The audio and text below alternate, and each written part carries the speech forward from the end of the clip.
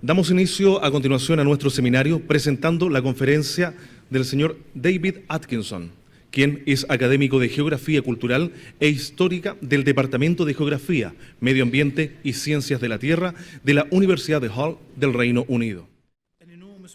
Es un tremendo placer estar acá en Chile, en Santiago, en esta ciudad tan fantástica. Y mis anfitriones me han hecho sentir muy bien, muy bienvenido, y les agradezco por la invitación y por toda la bondad que me han mostrado. También es muy agradable porque aunque estamos en mediados del invierno, sigue siendo mucho mejor clima que el que teníamos en Inglaterra en el verano. Les voy a hablar hoy día acerca de parte de mi investigación en los últimos 15 años. Yo soy un geógrafo humano y he estado utilizando los enfoques geográficos para poder explicar las ideas de patrimonio. O, como nosotros decimos en debates o discusiones en inglés, es la palabra heritage o patrimonio en inglés. Como geógrafo, siempre me gusta discutir las ideas de patrimonio relacionado con los elementos geográficos como el territorio, el espacio, el lugar. Y esto lo hago puesto que, en mi opinión, una comprensión sofisticada, avanzada de patrimonio no puede separarse de elementos conectados como el territorio, el espacio, el lugar. Y esto es debido a que un patrimonio natural, de un paisaje natural, y la adaptación y cambio de la sociedad humana son todos sitios geográficos. No podemos pensarlo sin pensar en geografía, pero también el patrimonio cultural, las actividades humanas es tan territorial, espacial y de lugar, porque toda la historia, por supuesto, ocurre en espacios, está imbuida en estos espacios. Y es imposible pensar en las sociedades, en la historia de las sociedades históricas, en su comercio, en su fe, en su política, sin pensar en espacios, territorios que enmarca todo esto y que permite producir, crear, constituir estos espacios en particular.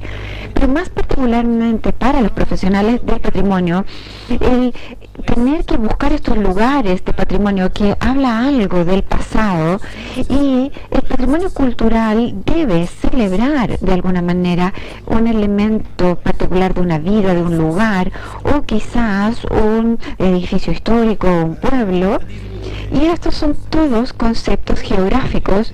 O quizás el patrimonio celebra una industria del pasado, del presente. Sin embargo, es específico a un lugar o región en particular y no se puede comprender sin pensar en una región, en un lugar, en un territorio. Y finalmente, lo contemporáneo, y lo vemos mucho en Europa en particular, creo que está ocurriendo también en Chile, vemos todas estas representaciones del pasado, estas celebraciones del patrimonio, estos festivales, estos eventos siempre están imbuidos en lugares en particular, y como decimos en inglés, estas ocurren en un espacio en particular. Por lo tanto, así como otros geógrafos en el mundo de habla inglesa, debemos pensar en el patrimonio como este se conecta con el patrimonio. Y esto significa que no podemos pensar en sitios históricos o de patrimonio, pero en forma aislada, y su manifestación en un sitio en particular, porque así como el comportamiento humano, esto se disemina por distintas regiones, etcétera. Pero lo que debemos hacer es tener esta idea de patrimonio cultural en una conexión espacial en distintas partes del mundo, porque sin esta sensación de una geografía más amplia, de un territorio, de un patrimonio, se va a tener una valoración mucho más débil de lo que es el patrimonio en sí. Así entonces, para poder espacializarlo de alguna manera, el patrimonio es adicionalmente importante porque este es un fenómeno que en este momento toca cada uno de los rincones del mundo. Y para algunos comentaristas específicamente o especialmente para algunos gobiernos locales, regionales alrededor del mundo, el patrimonio se ve como un impulsor clave de la regeneración económica y del redesarrollo. Y esto se ve como un elemento central, clave, para poder mantener y promover las identidades nacionales, regionales, locales, en un mundo globalizado. Y esto es distintivo de un lugar y esto se ve mejorado por todo lo que es el patrimonio. Así, cada vez más naciones, ciudades, pueblos, incluso villorrios, celebran el patrimonio de alguna manera, y aquí nuevamente el patrimonio se relaciona con territorios, se entremezclan, se entrelazan. Así, hoy día voy a explorar parte de mi trabajo en las discusiones de habla inglesa de lo que nosotros llamamos sitios históricos o sitios patrimoniales, lugares de memoria, cómo estos se conectan con el territorio y cómo no se pueden entender sin pensar en el territorio y las geografías de lo que está ocurriendo en estos lugares. Y hago esto al observar dos sitios muy espectaculares en Italia, de donde hago mucha de mi investigación, pero algunos ejemplos del norte de Inglaterra, en donde yo vivo y trabajo en este momento. Por lo tanto, primero, algún contexto teórico rápido. Voy a hablar de algunas ideas de historia, patrimonio y memoria, como esta cada vez es menos elitista y menos definida en forma estricta y mucho más amplia en los últimos años, y especialmente hablo del mundo de habla inglesa y los años recientes. Una generación atrás en Inglaterra, la producción de memoria era un asunto tremendamente formal. Esto era una discusión relacionada con la élite, estaba en las universidades, en la academia, publicadas en tomos muy secos, etcétera. Pero cuando el patrimonio se comunicaba al público, esto pasaba a través de iniciativas muy verticales. Los artefactos históricos, por ejemplo, estaban puestos dentro de estos cubos de vidrio, alejados de la gente, solo para ser vistos en museos, para no tocarlos, para no comprometerse con ellos o relacionarse con ellos. O quizás figuras importantes que recordamos como estatuas o monumentos, o damos nombres importantes a calles o a plazas, y así también veo que se llama Bernardo Higgins la avenida principal, ¿no es cierto?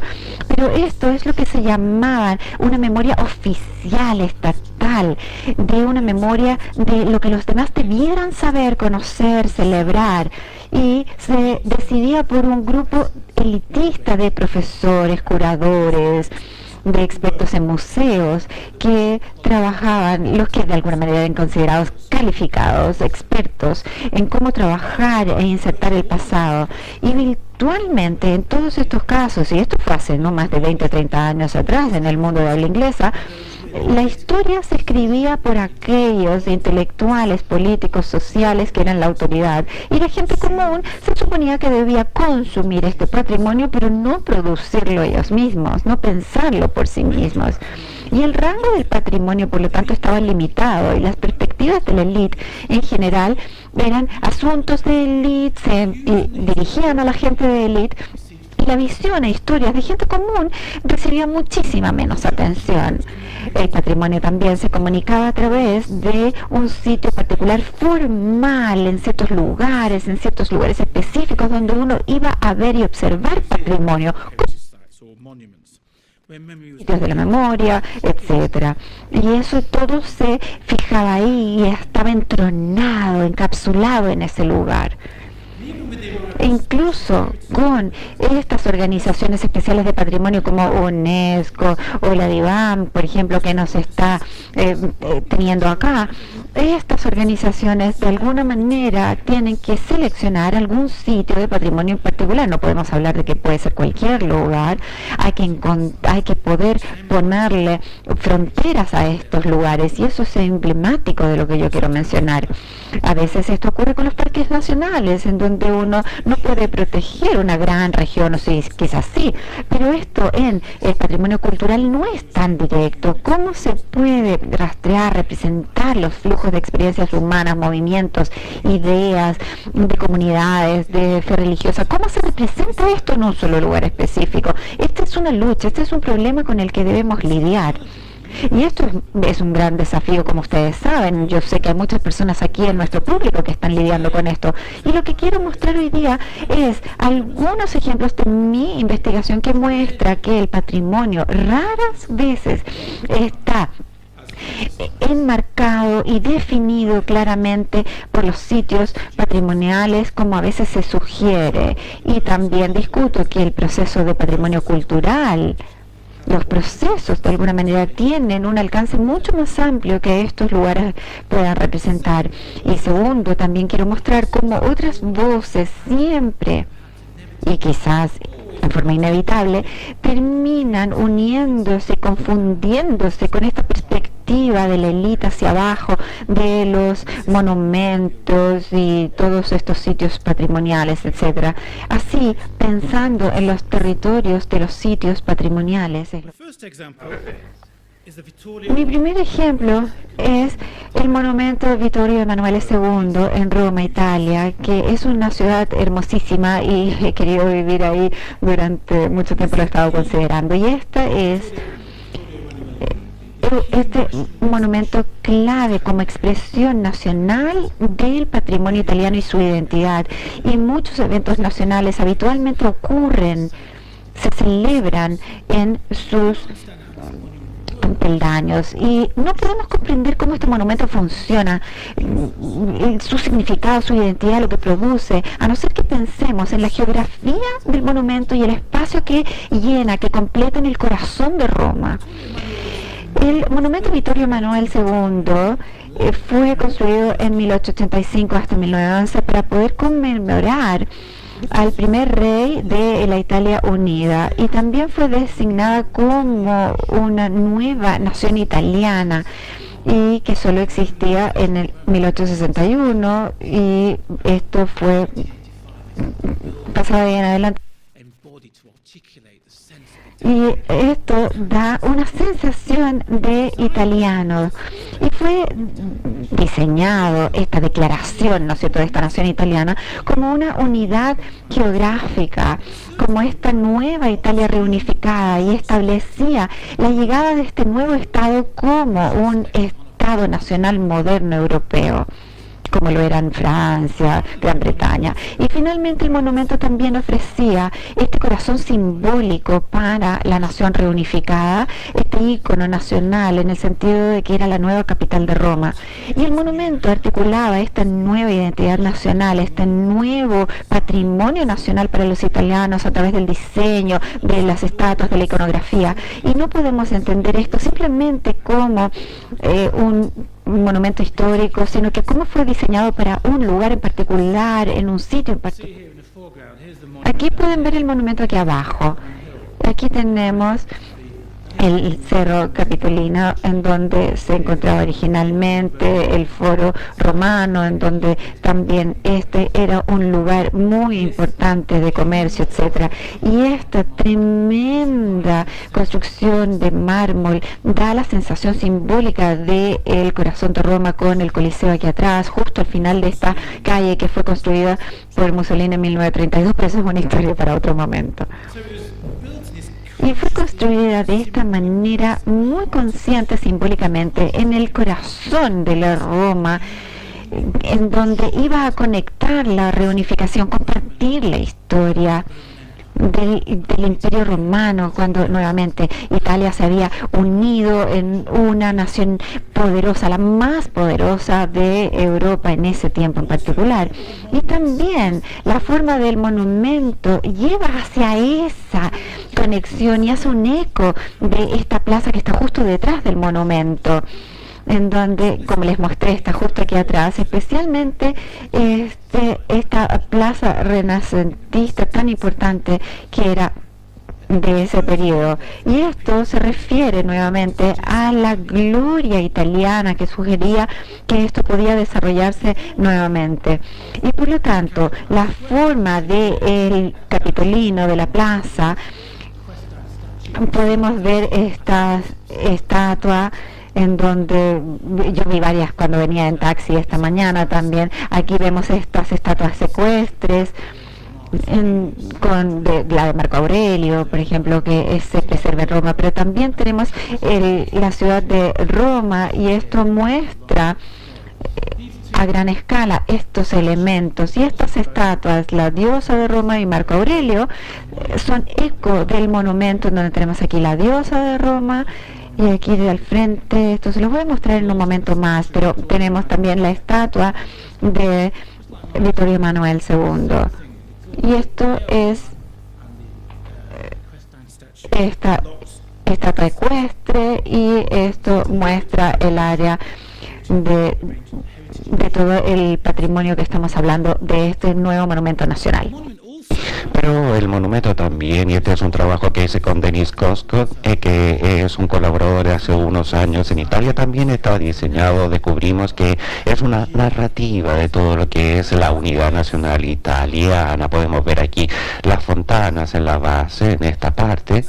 En este lugar representa dos mares que son parte de la península italiana. Las estatuas que están en la parte superior del monumento, tenemos 95 provincias, todas tienen una estatua a lo largo del edificio de acá, entonces representa toda la Italia unificada en este monumento particular. Luego tenemos los 16 diferentes ciudades principales que muestran la parte efervesciente y cultural durante los siglos XV y XVI en torno a todo este plinto que aparece acá, y es la estatua de Vittorio Emanuele.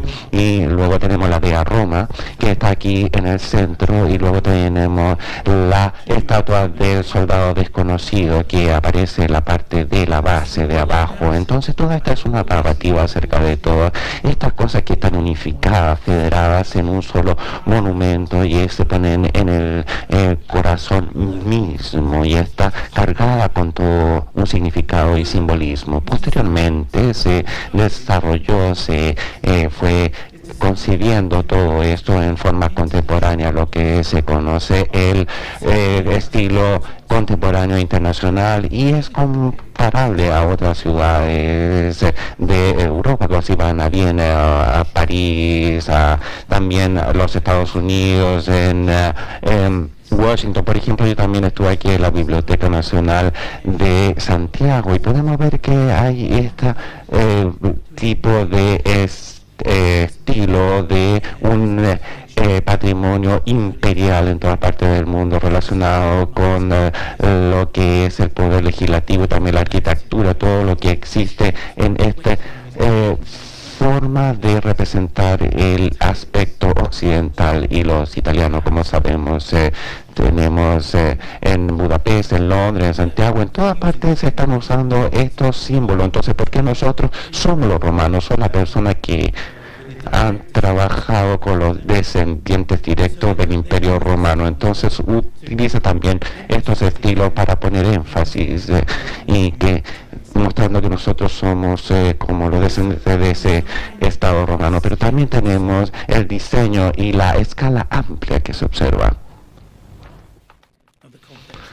de la construcción. Se me olvidó mostrarle esta diapositiva, y aquí podemos ver una de estas estatuas ecuestres. Bueno, aquí podemos ver la gran escala del monumento, que también era poner en cierto modo en jaque todo lo que era el papado y a los papas desde el siglo XIV, y entonces hacer nuevamente esta capital nacional, Roma, y luego se reunifica la nación, retomando los estados papales, y se va dividiendo en dos formas aquí, como podemos observar. Y entonces Roma, o el Papa, era el monarca de ese territorio, y luego fue embargado, tomado y apoderado por los romanos. Entonces hay una cierta hostilidad respecto de todo esto. Por ejemplo, que eran excomulgados por la Iglesia Católica. Me disculpo si estoy yendo muy rápido. Entonces podemos ver que hubo además mucha hostilidad de la Iglesia hacia la Roma y a lo que era la nueva Italia secular, la nación secular italiana. Y al mismo tiempo podemos ver que hay toda esta monumento grandioso que tiene como intención demostrar la llegada, el advenimiento de un nuevo actor, de un nuevo poder en la ciudad de Roma. Pueden apreciar aquí que tenemos el Vaticano, la parte anterior, y luego podemos ver Vittorio Emanuele con sus monumentos, y que tenemos toda esta panorámica que muestra el norte de Italia, especialmente para marcarse, para distinguirse en la ciudad, con este advenimiento de los nuevos estados italianos. Entonces la estructura, por lo tanto, representa una narrativa de lo que es la unidad italiana, escrita en mármol, en tierra y en piedra, y también en todos estos materiales, y también muestra todos los estados seculares que vienen después del papado. Y luego aquí quiero mostrar un punto. Se requirió también recurrir a todo este patrimonio para mostrar la unidad, y además mostrar también el Cerro Capitolino en este lugar. Y además vemos que existe estas dos Romas antes de que se estableciera la ciudad misma. Y en este punto yo creo que refuerza el punto que nosotros no podemos pensar en los sitios de patrimonio sin pensar en la parte territorial, es decir, la geografía más amplia que se encuentra en dichos territorios.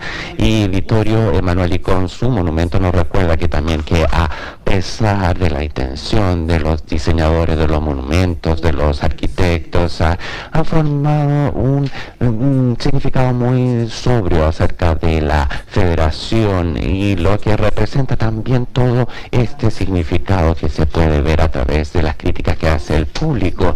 Y debido a que este monumento no calza dentro de todo lo que era lo anterior, sino que el diseño es distinto, tiene que ser enorme, tiene que ser sorprendente, pero al mismo tiempo atrae la crítica debido a esto, ya que los italianos nunca han estado muy convencidos de la afiliación con los estados italianos como lo hicieron en el pasado. Entonces son indiferentes ante este nuevo monumento que le llaman la torta de novios. Y no vemos que hay además algunas ideas de un comentador británico que dice que es una intrusión imperdonable dentro de lo que es la Roma medieval. Y en el año 1945, por ejemplo, se llama que es algo como falso. Incluso algunos se quejan hoy día acerca del tamaño, que es demasiado grande, demasiado amplio, y en su conjunto es demasiado poderoso, por decirlo así. Y además nos recuerda que nosotros los que tenemos que ver con patrimonio no somos receptores pasivos de los significados que se nos proponen y que están en la concepción misma, sino que tienen que construir sus propias interpretaciones. Y esto es un ejemplo de lo que nosotros llamamos el patrimonio disonante, es decir, diferentes significados de lo que tienen todos estos sitios y cómo ellos entran en colisión con los diferentes estilos de patrimonio, y tenemos que tomar en consideración todo esto al abordar las diferentes perspectivas. El segundo ejemplo se refiere a este lugar que es la Ristera di San Saba en Trieste, y este es otro monumento de los importantes en Italia, e incluso tiene además un estilo bastante sobrio y serio, y yo diría que también transmite un mensaje, porque estos monumentos están bien en disputa y se encuentra cerca de esta incorporación a la ciudad, y es muy diferente a la parte de narrativa extrovertida que tenía el monumento de Vittorio Emanuele. Y vemos, por ejemplo, este monumento que es el único que operó en Italia durante la Segunda Guerra Mundial y que luego fue ocupado. No podemos comprender la historia, el diseño y el uso de este lugar de San Saba, que hoy día es un lugar de recuerdo, un memorial, sin recordar toda la geografía que tiene el lugar y además la geografía más amplia que tiene la ciudad de Trieste y toda el área circundante. Entonces, en 1919 además fue la sede del Imperio Austrohúngaro. Entonces vemos que aquí es un lugar multicultural y es el modelo de cómo las urbes van a ser en el futuro. En lo sucesivo aquí podemos ver en este lugar, en el puerto, está el puerto con todo el Imperio Austrohúngaro.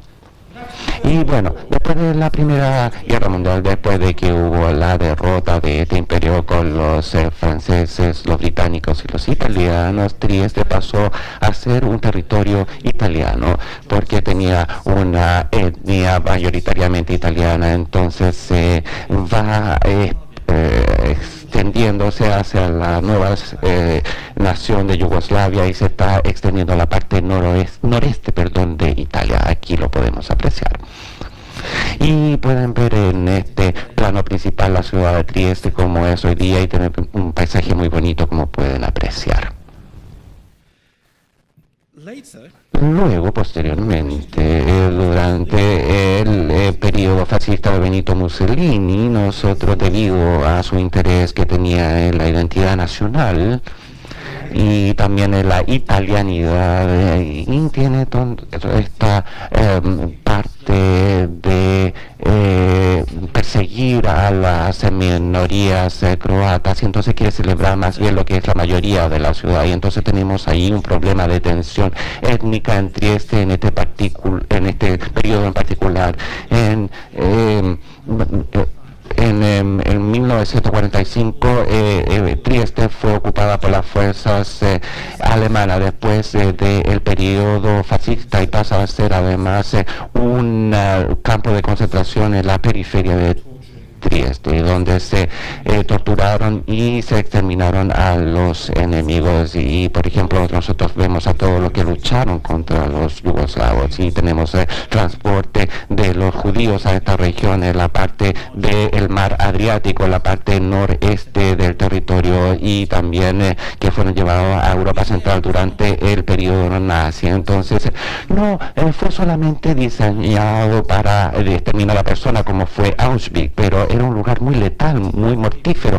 20.000 personas fueron mantenidas allí, otras 20.000 personas fueron deportadas a otros campos de concentración durante la red nazi en Europa, y hay un gran movimiento de personas que estuvieron investidas en ese periodo de la guerra. Bueno, nosotros decimos que hay más o menos 3.000 a 5.000 personas después de la guerra. Aquí podemos ver este campamento y tenemos este campo de concentración que fueron matadas en este lugar en 18 meses hasta el año 1945, y aquí vemos el crematorio que fue instalado para deshacerse de los cadáveres. Efectivamente, sí pueden ver aquí los restos humanos del crematorio que fue además en todo este lugar destruido para tratar de disfrazar, de ocultar todas las matanzas que se habían provocado allí. Entonces pasamos ahora a este sitio memorial en particular, sitio del recuerdo, y que pueden apreciar aquí. Aquí podemos ver algunos aspectos del memorial,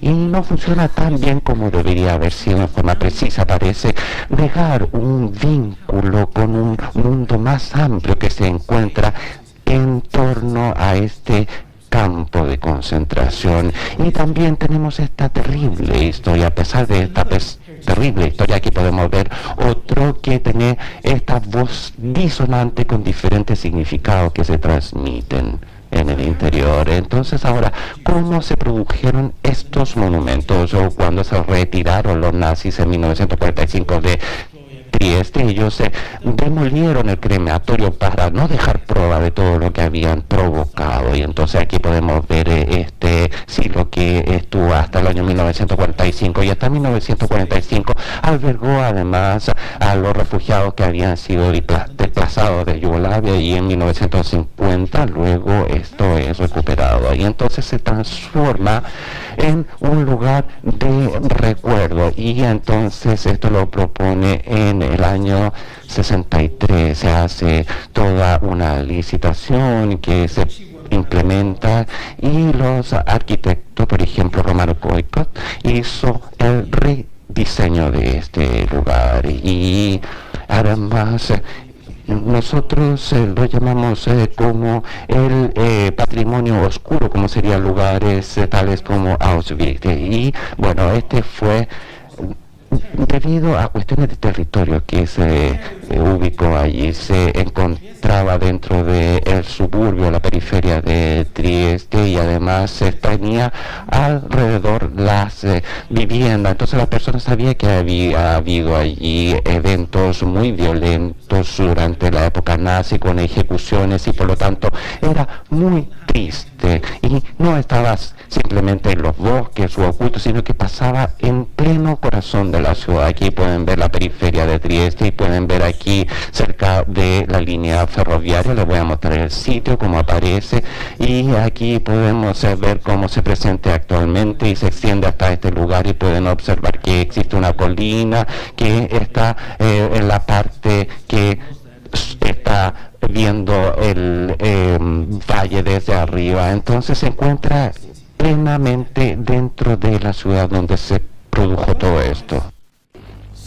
De la misma manera, alguna de la gente local, a través de coerción o quizás por convicción, estaban en la idea de trabajar y servir a esto. Sabían lo que estaba ocurriendo.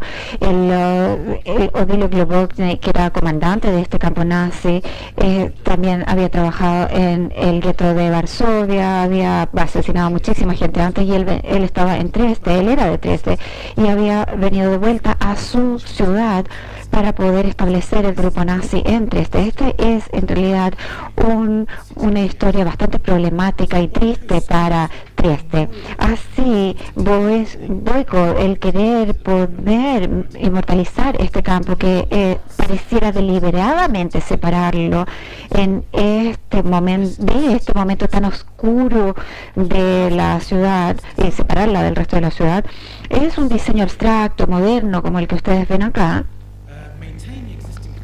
que mantiene toda la construcción anterior, y ustedes pueden ver todas estas celdas, pueden ver la estructura en esos lugares. En este lugar toda la trama se mantiene, y esto está marcado por el acero pulido en los suelos, etcétera. Aquí tenemos una escultura que debiera representar el humo de los cuerpos que está ascendiendo al aire, y es esto de acá, no se puede ver bien acá. Pero el resto del patio se puede ver abajo a la izquierda, está rodeado por estas murallas altas de 11 metros de alto, y estas cierran el campamento del resto de la ciudad. Se ve como un lugar completamente separado, y este sitio uno accede muchas veces por un corredor muy largo, oscuro, que se siente la opresión. Tiene 45 metros de largo, 3 metros de ancho, y como ustedes ven y pasan por este lugar, se va perdiendo la luz solar, el sonido de la ciudad, y se tiene esta sensación de separación, de no estar en esta ciudad, no en este lugar, en este mundo, en un lugar completamente separado, diferente, estar en otro lugar. Boiko, el arquitecto que escribió acerca de la necesidad de sellar este sitio y lo que había ocurrido ahí, él hablaba de hacer, son sus palabras, convertir este campamento en un lugar sagrado, separado. Y pareciera que su memorial realmente logra eso, exactamente eso. Produjo un sitio separado, totalmente aislado del resto de la ciudad, y quizás viéndolo desde afuera, lo pueden ver acá, aquí tenemos una calle, vemos estas enormes proyecciones prohibitivas murallas, con estos enormes lugares que están bloqueando este lugar del resto de la ciudad. Y quizás este lugar aislado es una intención de sanear este episodio, este periodo tan dudoso y horrible de la historia, de poder contener estos eventos terribles dentro de estas altas y gruesas murallas. Y creo que el plan funcionó. La gente de Trieste no iba a estos lugares, los visitantes no van ahí, nadie va a estos lugares. Realmente esto no está promovido como un monumento nacional, pero sí tiene esta sensación de las visitas que se van a anticipar, en donde se puede tener esa sensación de que este terrible momento está dentro de ello, en ese tremendo territorio rodeado de fronteras. Y un día al año, cuando este campamento se ve, que es el Día de la Liberación, el 25 de abril, el Día Nacional, que es donde se recuerda la Segunda Guerra Mundial, especialmente la resistencia partisana antinazis, esto, y debido al campamento, debido a que la historia está entronizando y mostrando esto, se ha convertido en un evento muy controversial, especialmente los distintos grupos étnicos como los croatas, los nacionalistas italianos, de la izquierda, de la derecha, etcétera. Todos terminan hablando de este momento en particular, y aquí pueden ver cómo en el 2007 se ve eso, y vemos un grupo, un coro partisano en que empezó a cantar distintas cosas. Y esto, de hecho, de alguna manera, en términos de las canciones, la música realmente era muy contestatario en el 2007. Y esto creó un tremendo problema diplomático, en donde ahí había, por ejemplo, un estado esloveno y italiano que estaban en el norte de Italia. Y esto pasó a ser un episodio diplomático producto de un día al año en donde la gente recuerda este acto histórico.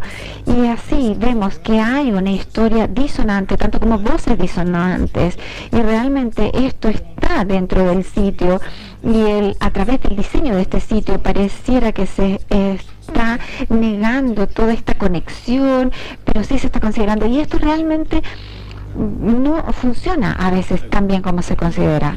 Y finalmente, entonces, lo que voy a hablar es en pensar más allá de los sitios de este tipo, pero ir hacia el patrimonio, en monumentos espectaculares, enormes, pero quiero hablar de algunos que son más pequeños también, y cómo quizás estos de alguna manera intentan reflejar, o al menos poner en nuestras agendas, de cómo queremos pensar de patrimonio y territorio como algo que está conectado, que está realmente entrelazado casi de manera umbilical.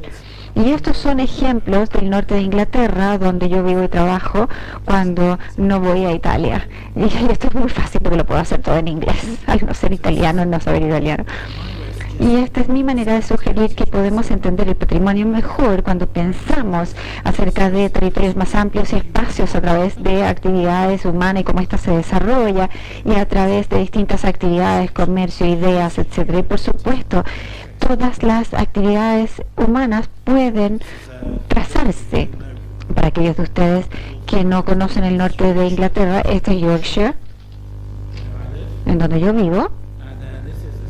Acá tenemos Kingston Hall, y ahí es trabajo. Aquí hay una ciudad que se llama Beverly. Aquí tenemos el Mar del Norte. Y estamos hablando de esta región en este momento. Y el primer ejemplo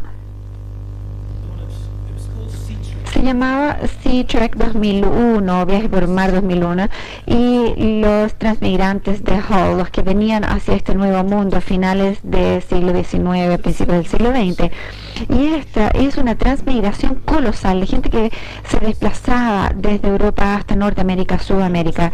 Y en agosto de 2001, 6 grandes barcos, como se ve a la izquierda, llegaron al puerto de Hull, al norte de Inglaterra, y este era un espectáculo patrimonial y fue celebrado como un evento, como sería hoy día por radio, por televisión, donde enormes cantidades de personas llegaron a celebrar y ser parte de este espectáculo espectáculo patrimonial, en donde 40.000 personas llegaron una tarde para ver cómo entraban a muelle, a puerto, estos buques. Al siguiente día 20.000 personas hicieron fila para poder hacer un tour alrededor de los buques en sí mismos, y después 80.000 personas pudieron mirar por el muelle. Esto fue un enorme evento en el norte de Inglaterra, y fue tremendamente significativo como evento. Y para aquellas personas que estaban a bordo era muy diferente. SeaTrack había recibido fondos por un millonario americano que era miembro de la Iglesia de los Últimos Días, un mormón, y lo que él estaba haciendo era establecer esta fundación SeaTrack para conmemorar los viajes de principios del siglo XIX del norte de Europa, de Escandinavia, a través del Mar del Norte hacia Hull, y luego para cruzar el Atlántico hacia Nueva York, y luego a través del continente americano, llegando a Mississippi y luego a Utah, en donde ahora ellos tienen ahí su hogar. Esta transmigración, este movimiento de personas era celebrado por estos enormes buques que estaban llenos de mormones que pagaban para estar a bordo. Y así, para estas personas a bordo, los mormones, esta fue una experiencia religiosa, espiritual, un viaje espiritual, en donde todos sus registros, sus diarios, obviamente estas bitácoras no eran tan populares como los blogs de hoy día, pero funcionaban muy bien, y esto estaba en toda su actuación religiosa de esta área. La gente de Hull, por otro lado, no tenían ninguna idea de esto. Nadie sabía lo que estaba ocurriendo. Nadie sabía que esta era una celebración religiosa. Todo lo que pensaban es que esto celebraba el rol de Hull como un puerto histórico.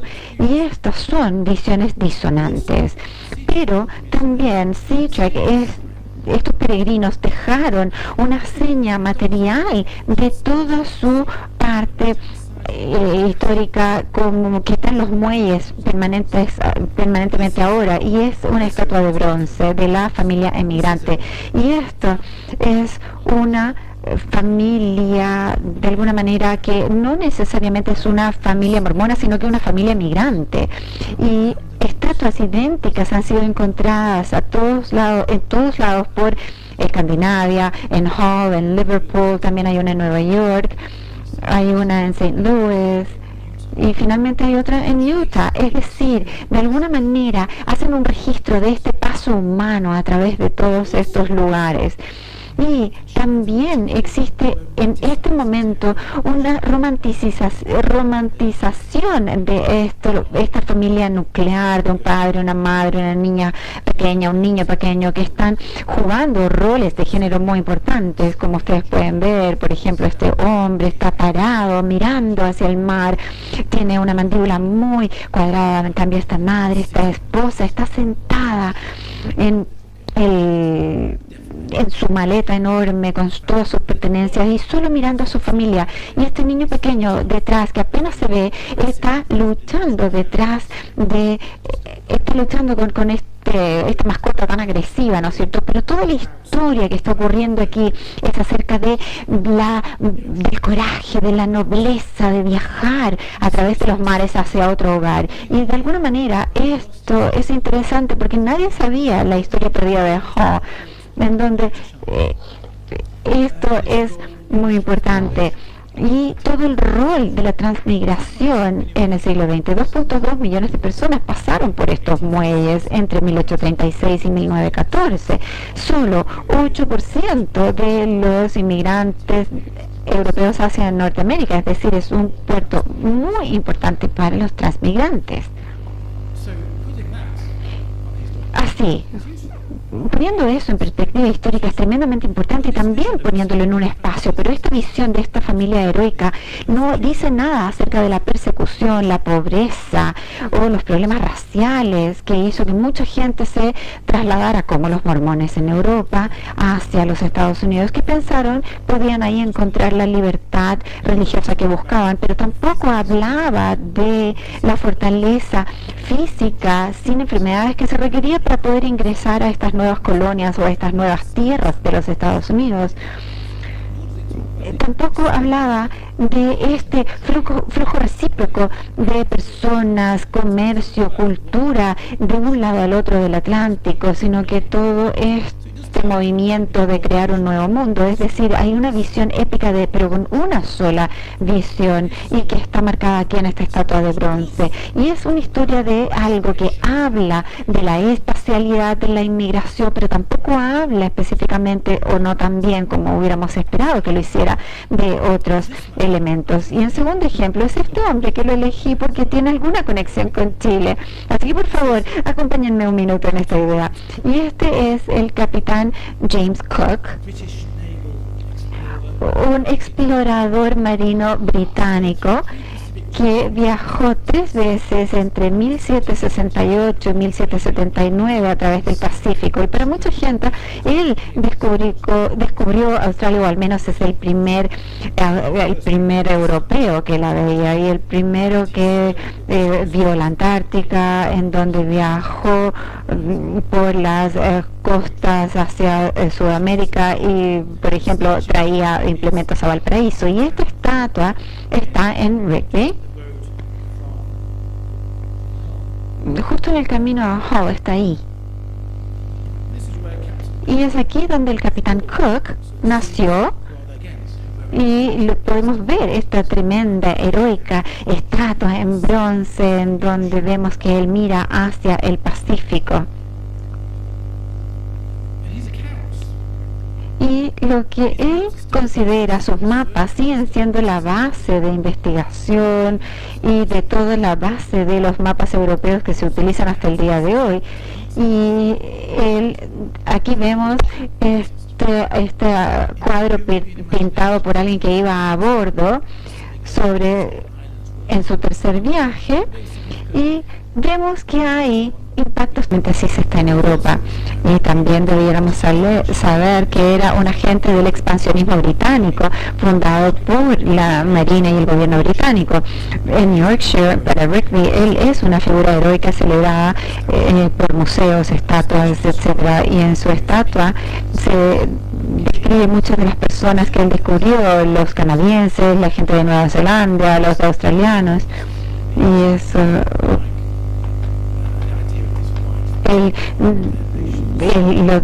lo descubrió y está la idea de este padre blanco de este lugar, y este es el lugar en el que él nació.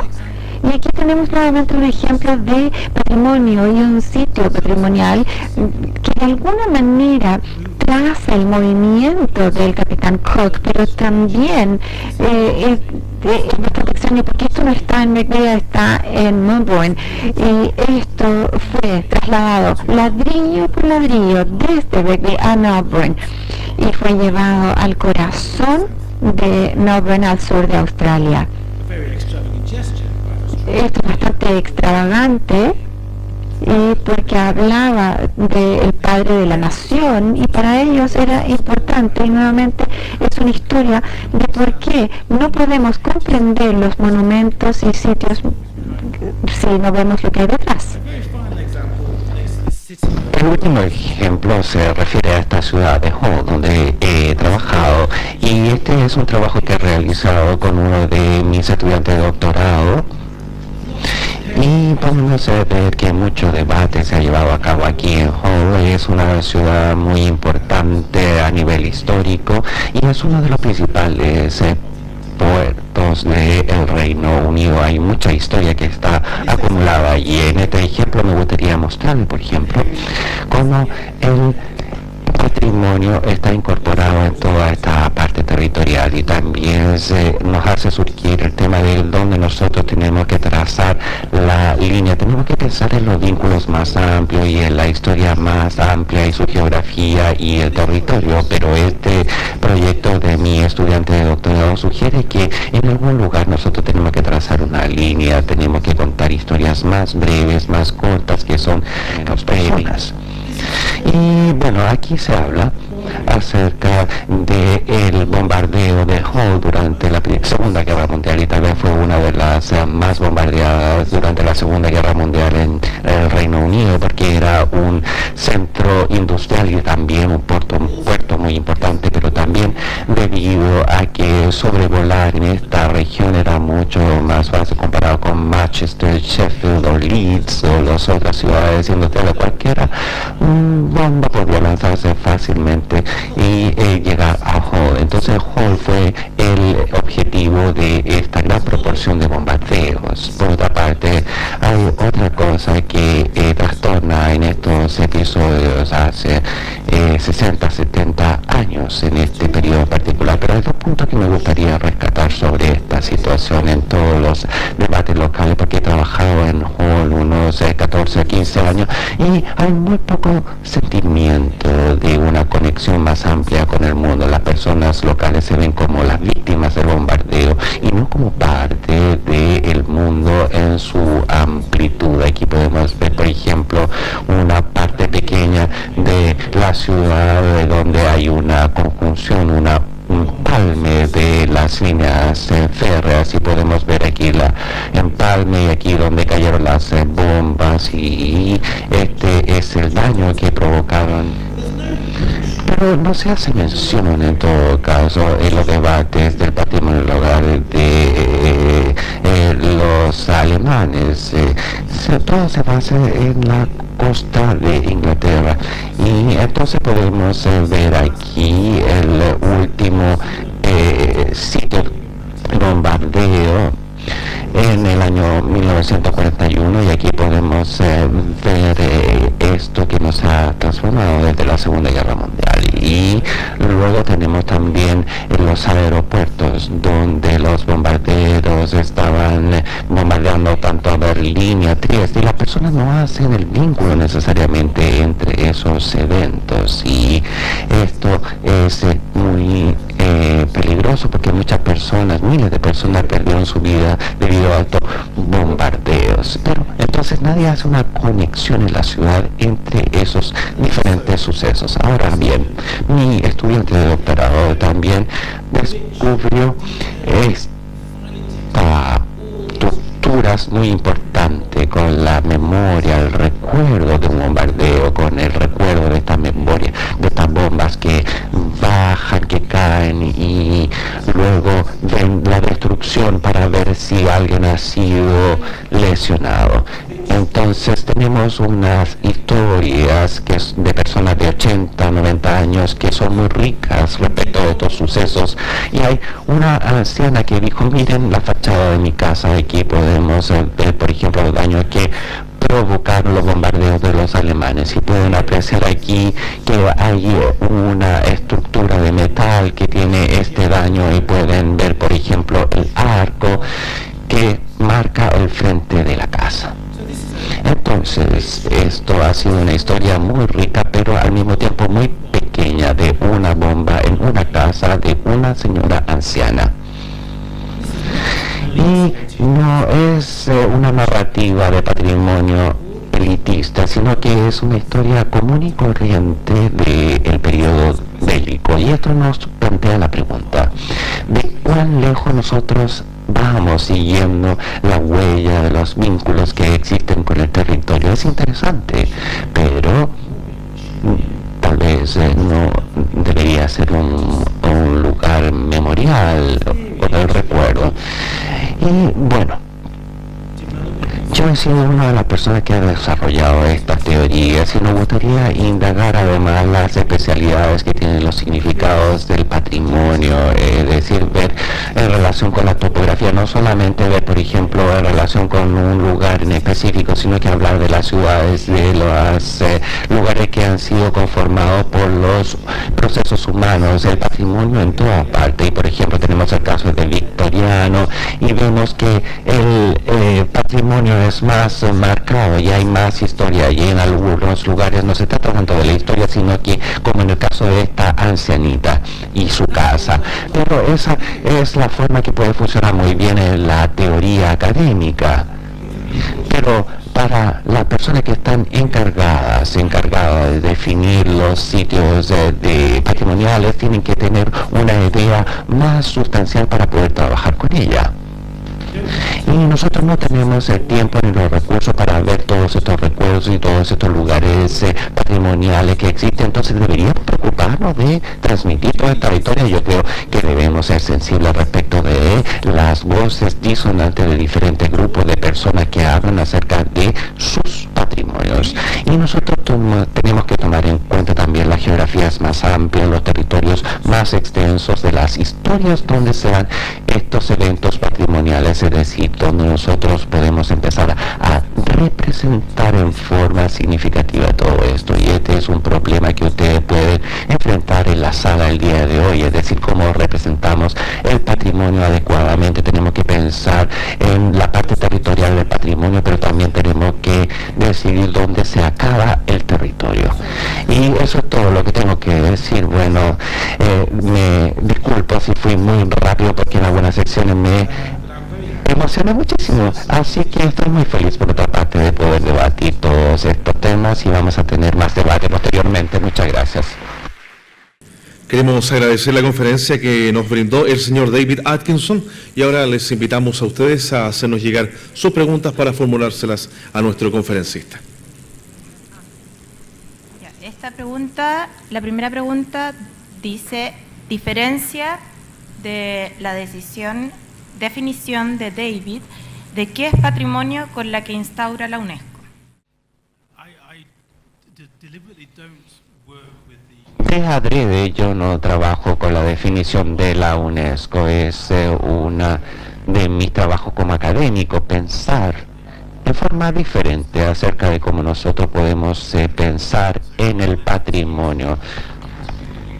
Así que no necesariamente calzo dentro de la categoría que ha establecido la UNESCO. Como dije al comienzo, yo comprendo que hay razones que hay que administrar un sitio patrimonial adecuadamente, pero trato de explorar también las conexiones más amplias de ese sitio patrimonial, es decir, en la forma en que nosotros podríamos pensar en el patrimonio en forma útil y más allá de las categorías que nosotros tenemos ya, y establecer formas de comprender estas categorías. Así que deliberadamente yo no comparto esas definiciones de la UNESCO o de otras organizaciones patrimoniales y que tratan de hablar del patrimonio como sucede en diferentes lugares, por ejemplo, los grandes monumentos como el Victoriano, etcétera, o como en lugares pequeños como en Hull, en el norte de Inglaterra también. Entonces estoy pensando cómo el patrimonio funciona en todas sus formas,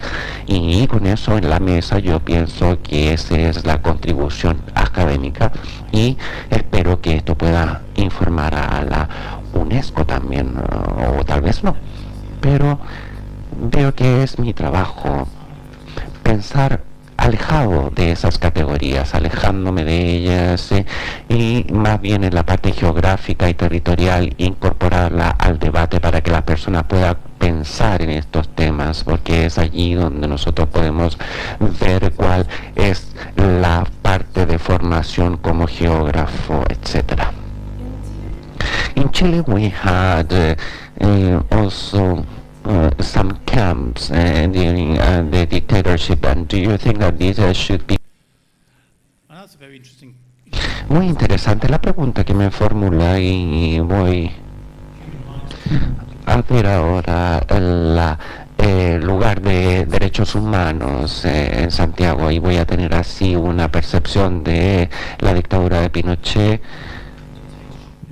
su régimen en Chile. Bueno, yo no puedo decir si deberían conservar esto como lugares focales donde fueron retenidas las víctimas en distintos lugares de la ciudad. En una forma muy abstracta sí podría decir que lo deberían retener, porque negar esa historia no va a ayudar a ustedes en el largo plazo. Muchas personas se refieren y me hablan acerca de Pinochet y de su régimen. Yo solamente he estado en Chile 2 días, pero mucha gente me ha hablado acerca del régimen y de la democracia, de los cambios que se han suscitado desde la década de 1990. Entonces, reconociendo toda la historia de ese pasado, o al reconocerla y decidir por qué estas cosas sucedieron, yo creo que son importantes, especialmente porque hay muchas personas, todavía existe, que son víctimas de Pinochet. Entonces piensa que ese es un lugar importante para ellos tener un sentido de su pérdida, de su persecución. Entonces tal vez ellos necesitan un lugar donde ir a conmemorar esos sucesos durante la dictadura o la persecución, y también para las generaciones venideras es importante dar una percepción. Pero luego volvemos al punto al cual concluí, donde usted traza la línea y nosotros vemos si esta persecución, si es algo de lo que hay que hablar, que hay que conmemorar, o si hay algunos puntos de conmemoración, por ejemplo como el Estadio Nacional, o si hay una mezcla entre los dos. Entonces nosotros estoy hablando como académico, ¿no? Nosotros tenemos que debatir en torno a estas cosas y tener eventos como este para poder debatir acerca del patrimonio, del territorio y de otras ideas de cómo las personas participan en esta conservación de la memoria y del patrimonio, y así nos permite ser más inclusivos y ser más adecuados al abordar la historia. No solamente desde el punto de vista político, como especialista en academia o en patrimonio, así para tener una mejor solución para atender a todas las personas de mejor manera. En relación a las historias locales, ¿qué determina que se puedan valorar como patrimonio, o qué diferencia existe entre la historia y el patrimonio basado en las historias locales? ¿Ha cartografiado el patrimonio cultural? ¿Podría dar una referencia metodológica? Yo he tenido cierta experiencia trabajando con el Consejo Municipal de Hall, donde nosotros hacemos las caminatas para visitar los monumentos, y entonces nosotros hemos tenido también una gran afluencia para un aeropuerto del siglo XX, y entonces nosotros estamos estableciendo esta caminata, este sendero donde se habla acerca de toda esta dinámica. Entonces yo creo que esto es parte del tema, porque ellos recurrieron a mí como profesor, porque sabían que yo sabía del patrimonio, y yo vi lo que había y yo pensé que estaba erróneo, porque algunos de los edificios que habían incluido en ese sendero no eran los adecuados. Entonces nosotros tenemos que confeccionar esto para el Consejo Municipal. Entonces yo creo que deberíamos tener un debate más amplio, no solamente la voz de algunos expertos, solamente como articuladores tal vez, y esto es una forma de poder tener un sentido más inclusivo de lo patrimonial. Cuando yo participé en estos temas patrimoniales en Hall para otras cosas de la ciudad, había algunas voces de expertos y no me gusta eso. Creo que lo que necesitamos es más debates, más eventos como este, tener más además sentido de comunidad, como en Hall, en Santiago, París, Roma, Trieste, etcétera, donde sea el caso. Y una de las cosas que alienta mucho desde mi perspectiva al menos es que en Inglaterra, por lo menos estos grupos comunitarios y los grupos patrimoniales se están desarrollando actualmente, y esto se debe a los medios sociales, a la internet, también se debe a la existencia de un fenómeno en Inglaterra acerca de las personas que se interesan en las historias locales y las historias de sus ancestros, de saber dónde sus familias han estado, de cuál es toda la ascendencia de estas personas y el papel que han representado en la economía, en la política, en las empresas, etcétera. Hay mucho interés en la historia como fenómeno en el Reino Unido. Todo el mundo se interesa en la historia tanto nacional como local, etcétera. Entonces todos estamos yendo en el mismo rumbo en Inglaterra, donde vamos a tener finalmente una mejor metodología que permita a los grupos de personas hablar acerca del patrimonio, de lo que es importante para ellos, y no solamente expertos como yo, sino que todos hablen del patrimonio. Yo creo que esta es la mejor metodología para avanzar. No estamos en ese punto todavía, pero vamos a llegar. En Hull no se ha aprobado incluir la educación patrimonial en niños y jóvenes para generar un cambio en esta distancia entre la historia y cómo se vive. En Hull eso está ocurriendo. Hay algún tipo de trabajo que yo hago con museos locales. Hay uno muy bueno en Hull. Y tengo alumnos de doctorado con quienes estoy trabajando en este momento. Estoy supervisando uno en este momento y otro supervisor es un profesor de historia y otro supervisor es un curador de historia para los museos de la ciudad. Y los alumnos están trabajando en desarrollar estrategias para ir hacia las escuelas. Y esto es sobre la historia de Hull. Hull tenía la mayor flota pesquera a principios del siglo XX y toda la pesca del norte de Inglaterra y llegaba prácticamente a Hull, llegaban todas estas flotas pesqueras enormes. Y esta industria colapsó rápidamente en 1970, 1980 y estamos trabajando en la historia de esto y cómo esto es recordado. Los alumnos de doctorado están haciendo un trabajo fantástico acerca de llevar esto a las escuelas para que las escuelas tomen conciencia de lo que sus abuelos o bisabuelos o tíos hicieron en esta área de la pesca. Y sí, estamos intentando hacer eso. Estamos trabajando con los museos, en escuelas, para que esto ocurra. Mi pareja trabaja en escuelas básicas y ella tiene la conciencia como esto debe permear a los niños y tomen conciencia de lo que es patrimonio y se relacionen más con su ciudad. Y esto es algo que no ocurría cuando yo estaba en la escuela en 1970, en la década del 70, donde no estaba esta historia local y hoy en día sí está ocurriendo. Considerando lo que se conoce como el denominado patrimonio cultural chileno, o lo que ha visto en su estadía, ¿considera que su construcción es aún elitista, es decir, una construcción elitista del patrimonio nacional, como lo era en Inglaterra hace 20 o 30 años atrás? Es una muy buena pregunta.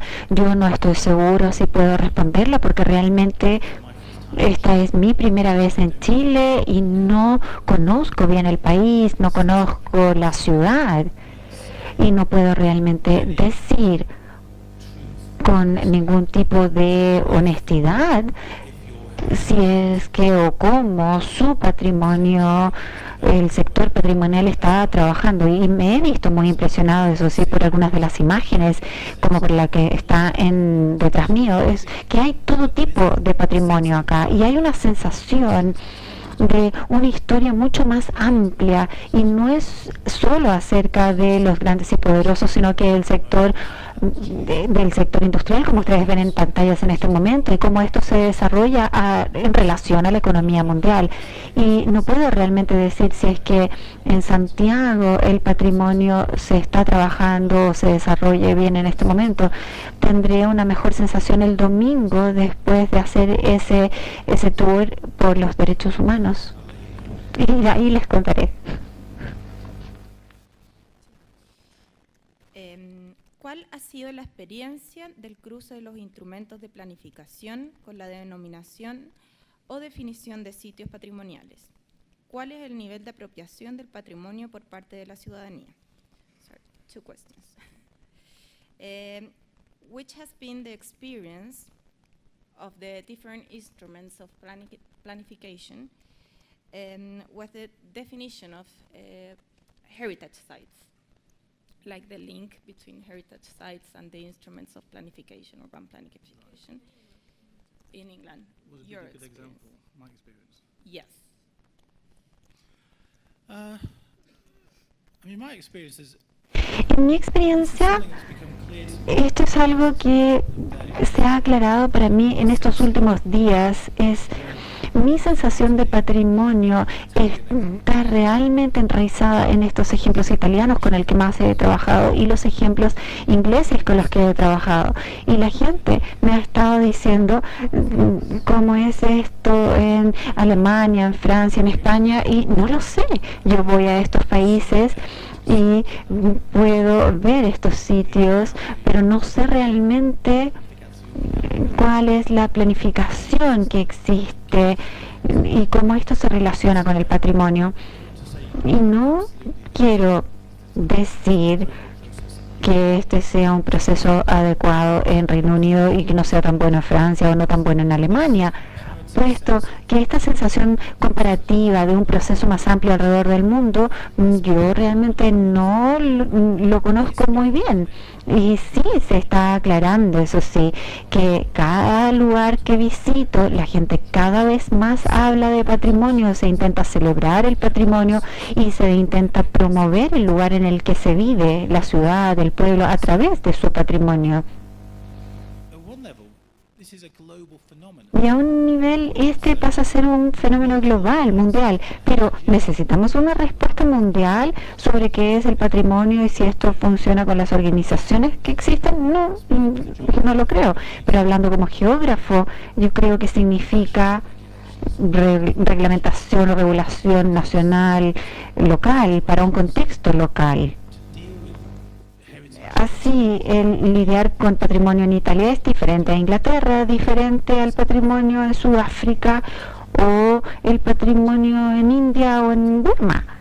Quizás necesitemos Be aware that these things should be tomar conciencia que esto debe negociarse con la gente local, con el gobierno local, con la construcción local para encontrar un patrimonio adecuado para cada lugar del mundo. Pero la presión es, si esta sensación internacional de que el patrimonio sea la forma de avanzar en cómo establece la distinción en un mundo globalizado, esta es una forma de estimular el desarrollo, estimular la regeneración, lugares que hayan perdido función industrial.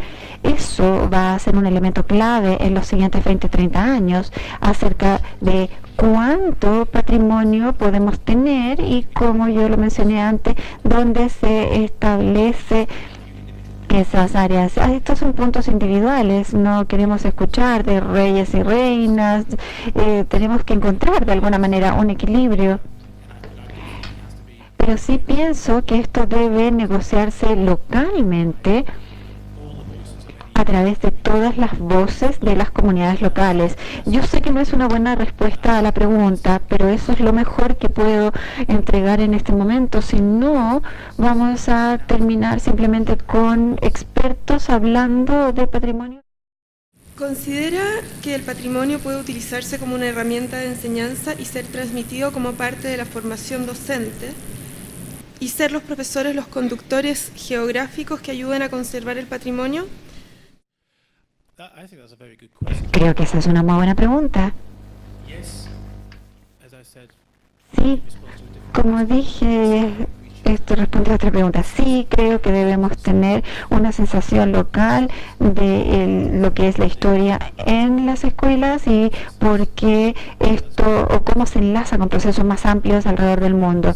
Y esto, por ejemplo, yo que crecí en un pequeño pueblo en el norte de Inglaterra, yo no tenía la sensación que la historia tenía ningún tipo de significado o que fuera importante para mí, mi pueblo, y esto inserto en otras cosas, pero en la medida que yo crecí me di cuenta que era un pueblo importante en relación a todo lo que es algodón, producción de algodón y productos y todo lo que ocurría en el siglo XIX. Yo no tenía ninguna sensación o sentido de ello en Lancaster, en Manchester, en la década del 70. Así que sí creo que debiéramos enseñar en las escuelas y que debiera ser útil. Y también hablo sobre alguien que está casado con una profesora. Los profesores en Inglaterra no quieren más capacitación porque están tan ya ocupados con todo lo que es la preparación de sus cursos, que sí creo que es una muy buena idea que ellos tengan algún tipo de guía o capacitación que les ayude a enseñar esto. Lo que ocurre en Inglaterra es que se les da lo que se llaman paquetes de capacitación, que son muchas hojas de papel, con imágenes, con sitios web, que les va a permitir aprender acerca del patrimonio, y esto sugiere maneras en que se les puede enseñar a los alumnos. Para los profesores, estos paquetes de patrimonio puede ser, o no solamente de patrimonio, en realidad estos paquetes pueden ser de genética, de idiomas, etcétera, pero estos paquetes de enseñanza pueden ser muy interesantes y útiles, y creo que sí se tiene, por ejemplo, en este momento que hay 4 profesores que están enseñando historia, en donde esto esté imbuido en un proceso más amplio, y quizás esto debe ser mayor, no lo sé. Hay un ministro de Educación en Reino Unido que está cambiándolo todo en este momento. Quiere que la gente aprenda latín, por ejemplo, como se hacía en los 50. Y esta es una posición muy reaccionaria sobre estas propuestas. En este momento, en realidad, todos los establecimientos educacionales están intentando detenerlo con todas estas ideas tan antiguas. En periodos normales, eso es lo que está ocurriendo ahora. Muchas gracias, David.